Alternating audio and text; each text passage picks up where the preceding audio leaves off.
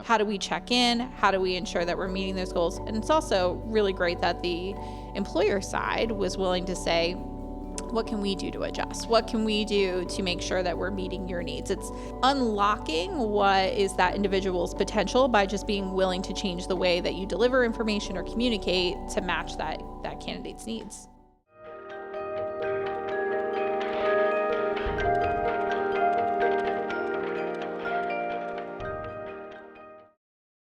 Welcome to the Neurodiversity in the Workplace podcast. Neurodiversity in the Workplace is a nonprofit consultancy that works with partners on their neuroinclusion journeys. We may do that through hiring efforts with neurodivergent candidates, as well as training and just ongoing culture initiatives. I'm Krista Deguffroy. I'm a senior consultant with NITW. I've joined the team a few months ago, but I've been in the disability and neuroinclusion space for over a decade. We are joined today by Gill. Hi, Sean. Hey, Krista. Nice to have you. Yeah, thanks. This should be fun. So today we're talking about workplace good hygiene, and that's not, cleaning your body, that type of hygiene. What we're talking about is the kind of workplace practices, kind of organizational practices that keep things operating effectively, smoothly, efficiently, keep teams and projects on track, avoiding pitfalls when it comes to employee support or project management, those types of things that just keep the ship clean, good hygiene.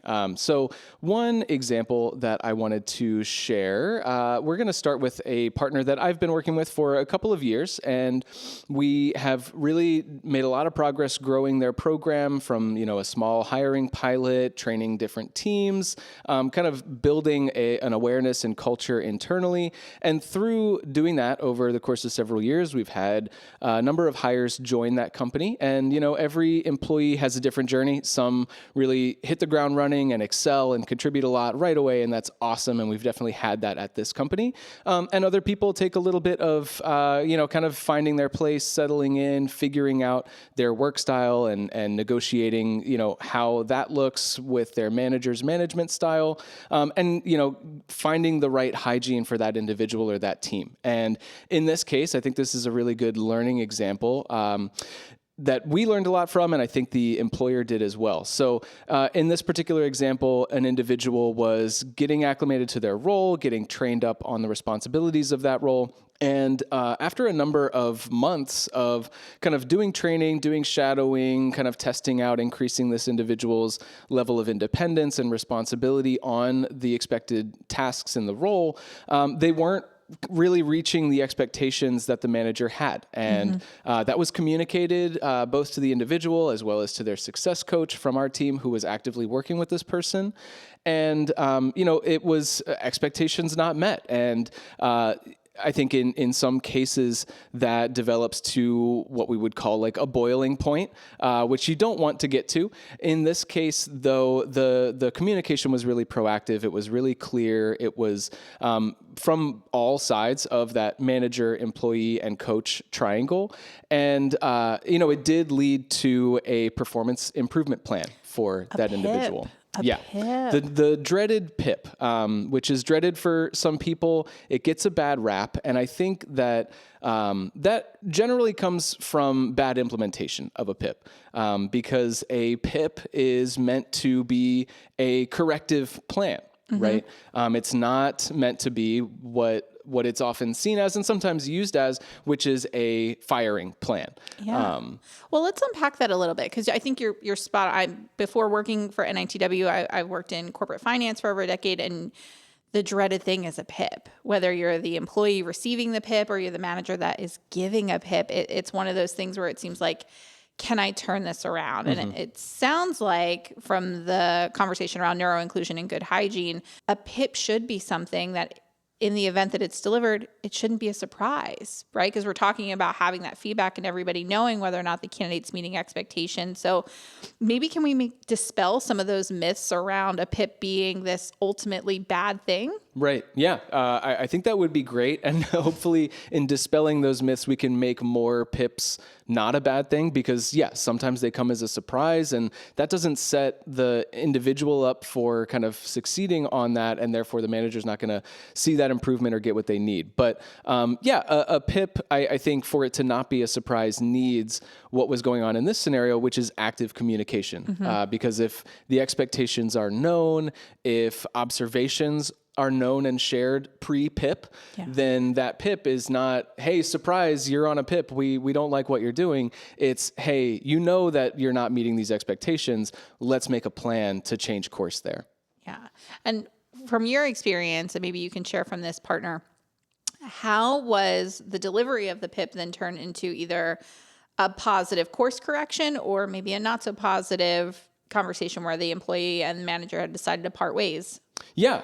So I think there are two main things that when it comes to delivery that were really important. So one is that all of those parties that I mentioned before were part of that conversation, that the manager gave the success coach a heads up that, hey, we're going to have a PIP conversation with this employee. And then that conversation was had with the employee and our coach joined so that everyone's on the same page. Again, nobody is surprised either in that moment or let's say they just deliver it to the employee and the coach is out of the loop. And then the employee then has to try to, regurgitate that feedback through their lens to the coach, which doesn't set the coach up to help as much. So that kind of transparency and even communication to all parties was really helpful. And then the other thing was that it wasn't just, hey, you're not meeting the expectation. Here's your deadline to meet this metric. Good luck. There was a lot of listening. And I think that's the second solution is number one was that sort of transparency and evenness of communication. And two was listening to the employee. So not just saying, you're not meeting expectations, but more so asking, how can we help you meet these expectations? What do you need? What can the coach provide? How do we get to where we want to get, which is not cutting you out, it's helping you succeed. So that was really key there. And just to kind of fill out the story of this particular instance, this has restored my faith in the PIP because, right, we've gotten to this point. Everybody's on the same page. No one's surprised. We're not just delivering information, but we're asking the employee how to help. And so the outcome of that was an assessment of what is this employee's learning style? Because there's aspects of their responsibilities that they're not catching up to. So, okay, what's your learning style so that we can train you and educate you on delivering on these expectations? Then there was also a clear goal setting, measurable, SMART goals, where we had, in this case, a clearly measurable deliverable, both on independence of completing the task and accuracy of completing these tasks. So that was delivered, again, transparently and agreed upon by all parties, not just, hey, here's a pie in the sky goal, good luck. It's, hey, can you do X number of cases in this number of days? With this help, yes. Okay, great. This is our plan now. And with, again, the coach in that conversation, they were able to say, okay, with this as the goal, based on this as the learning style and these observations of what pitfalls this employee is falling into, here are the things that me and the employee will try to do for kind of, delivering on these tasks. And here's what would help from a management side, which in this case was more proactive feedback, more clear feedback, more engagement with the team and senior members that were training this employee, just upping the engagement there, the coaching, the shadowing. And yeah, I mean, long story short, not so short. I've been explaining it for a while, but at the end of the day, at the end of about a 3 or 4 month period, the employee was able to meet those metrics. And, that I think also speaks to, hey, this isn't them, lowering the expectation to keep the person on board, like lowering the bar to where they're at. It was giving them the support needed to meet the bar, which they did. And I think really spoke well to the employee, the coach's effectiveness, and that manager's leadership to get them there. As you're talking, I'm thinking about how crucial sometimes that success coach is. PIPs or any type of feedback can be a highly stressful, potentially emotionally disjarring, right? If you're receiving something that you may be worried about the security of your role, et cetera. And I think that it speaks volumes that the success coach is able to be that neutral third party that's just there to take in the information and then translate it back in a way that's actionable. Yeah. How do we check in? How do we ensure that we're meeting those goals? And it's also really great that the employer side was willing to say, what can we do to adjust? What can we do to make sure that we're meeting your needs? It's unlocking what is that individual's potential by just being willing to change the way that you deliver information or communicate to match that candidate's needs. Yeah, I think that to your point there, one of the things that stands out to me about this particular case is the manager did their job really well in that, as I said, they were asking questions and they were flexible. They not just asked, but they listened to, okay, what do you need? You need more engagement. You need more active feedback. Okay. Like, this isn't a one-way street where I'm just asking you to up your game. I'm willing to, as the manager, speaking as a manager here, I'm willing to deliver on what you need. So not just saying, oh, you need more help. No, sorry, you can't have it. It's like, you need more help. Hey, that's reasonable. I'm going to do my part. And I think that was really key. You don't see that every day, unfortunately, but I think that's one of the things that we, when we're working with managers, try to encourage is not just listening, but meeting people where they're at and providing that support. And then I wanted to just add to what you were saying, the importance of the success coach in that conversation. The way I think of it is kind of interesting. I feel like the success coach is able to make both parties feel like they're not being ganged up on because it's a 3-person situation, and the success coach really does sit in the middle. So when we're delivering constructive feedback to the employee, the coach is saying like, hey, I'm in this with you. I'm going to help us figure out how to get there. And then when the manager is figuring out like, how do I get you there? I think our coaches do a really good job of having a library of tools and practices in place that says like, I know I'm going to give you a guide on what you can do to provide more structure, provide more feedback, whatever it is. Yeah. It keeps both of those parties not alone. It gives them guide and hope and trust, and then helps them get there. Yeah. Yeah. And even when you were just saying that about the library of tools and resources, I think it removes some of those barriers for people that maybe are first-time managers or first-time leaders who may be embarking on a team of neurodivergents, or they have a team that is neurodiverse and they may be fearful of, how do I do this? Well, the message is you're not alone. Everybody has done it for the first time, whether you're a 10-year leader or you're a 6-month leader. These tools and resources and guides to sort of unlock how to communicate, how to best motivate individuals is really crucial. And I'm so thankful that our success coaches are able to provide that service. Yeah. Managing is hard. Yeah. I think It's really people hard. get put into that position because they're good at, doing their previous job. And then they're like, cool, well, manage 10 people trying to do that job. And you're like, that's a whole other skill set. And yeah, I feel for people that get thrown into that. Like, they didn't aim to be a people manager necessarily when they started their career. And so not everybody is confident or enthusiastic about that and necessarily has the training and tools to do that in the most effective way. And I do think that our coaches are able to bridge that gap using a lot of the tools that we kind of have in our library that our coaches are like, okay, if it's work style, great, let me pull up this resource. If it's task management, great, let me pull up this resource. And it just helps kind of bridge the gap for managers that don't have a plan on meeting work style, meeting communication style, managing tasks in a concrete way, and saying like, here's a guide, here's a template, use this. And it makes it easier, for both parties, like we're saying. Yeah. Those tools and those guides all fall into that practice of good hygiene, and hopefully a PIP is not where we end up with every part of the process, but it is sometimes a necessary step in the process. I want to ask you, from your experience, what are some other areas where good hygiene can be exercised when it comes to neuroinclusion, or maybe some examples where you've seen it go really well? Yeah. What comes to mind for me when it comes to good hygiene that I try to preach is it shouldn't be reactionary, right? You shouldn't, not to go in the wrong direction of the interpretation of the word hygiene, but you shouldn't take a bath only when someone tells you you stink, right? It's about maintenance, and that's good hygiene. And so having consistent use, and so in this case, the PIP is put in place, and okay, we take these corrective actions and use these strategies to course correct, but they shouldn't stop once that metric is being met. What we've learned here is this is a key ingredient to this employee's performance and success. So good hygiene, I think, is intertwined with consistency.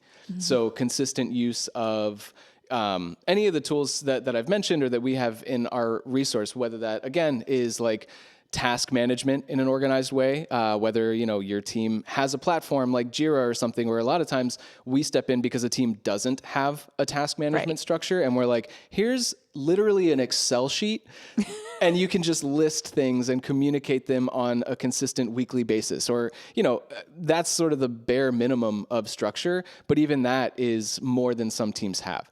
And so implementing a tool like that. One other I'll mention two others that I find just like widely applicable, extremely helpful, and can be used consistently. One is a work style profile. I've mentioned like work style, communication style, learning style, all of that gets kind of explored and documented in a tool that we use that we call the work style profile, that covers all these different things and gives employees an opportunity to like self-assess and communicate, rather than just like kind of hoping that a manager figures out by trial and error, like, oh, like Sean's not good at retaining auditory information. Every time I tell him something, he forgets. Like, let me try writing things down. If you're just hoping for that and you don't have a tool in place to say, hey, Sean, tell me what your preferred communication style is, then you're left to guess and check. And that's not going to help anybody succeed. So using that consistently from employee to employee is great. Using that consistently on, let's say, an annual basis is another really good hygiene practice, where it's like, you learn a bit more about your job and about yourself every year. Your responsibilities may change, and therefore your communication needs may change.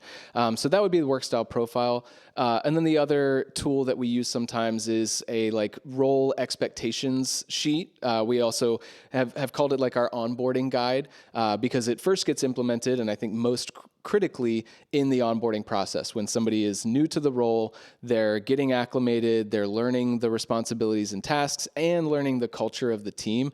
All of that gets documented in our onboarding guide. But I have seen where, let's say that employee gets a new manager a year later, or they have taken on new responsibilities. They've maybe been trained up on new skills, and so they're doing new types of projects. So that role expectations guide from a year ago is no longer really relevant. And so again, consistency, whether it's, task management on a weekly basis or work style profile on a yearly basis, whatever it looks like for that tool, for that team, for that manager, having consistent iteration really helps those tools be used to their most effect. Yeah. I started smiling when you were talking about, people moving to different teams or getting a new manager, because you're right. You might work in the same company, even the same department, but every team has its own culture. Oh, yeah. Every team has its own way of doing things. These are things that we often in our space refer to as the hidden curriculum. What is the process for taking vacation? What is the process for letting your team know that you're done at the end of the day, or you're signing off? When do you leave? Those are all the things that aren't necessarily in an employee handbook or written down anywhere, but it is the norms that come with operating in that team.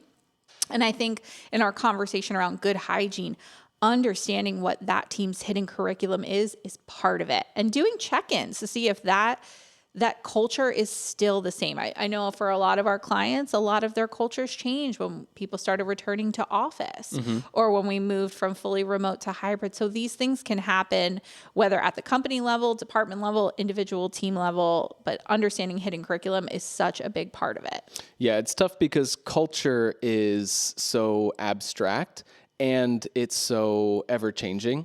And so, having a tool to explore and document and communicate what are those cultural expectations or hidden curriculum, and then revisiting that on a semi-regular basis, because it will change. You change teams. Actually, in the same company I was talking about earlier, another person who's still at that company doing great, but shifted from one team to it's hard to say exactly, but basically an adjacent team. The two teams collaborate. She just shifted from A to B in a similar role, but the culture was so different.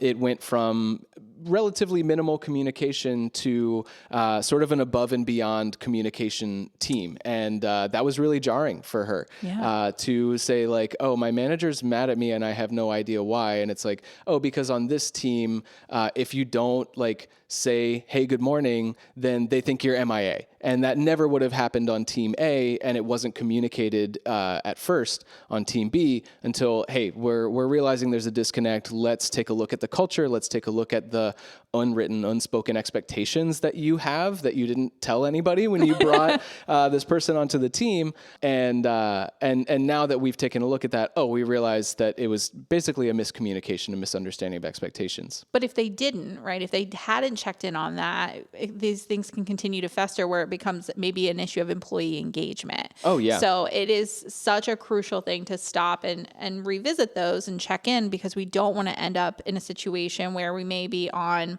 a course correction for something that was clearly just a miscommunication. So it's totally that it is a good hygiene, preventative, proactive approach, and we don't want to end up in a disciplinary reactive approach. Yeah, luckily it didn't get to that point, but I would hate to imagine that scenario, snowballing into, hey, we need to have a PIP conversation about Joey, and it's like, well, Joey doesn't say good morning, and it's like, that's the PIP? Okay, great, glad we did this, awesome.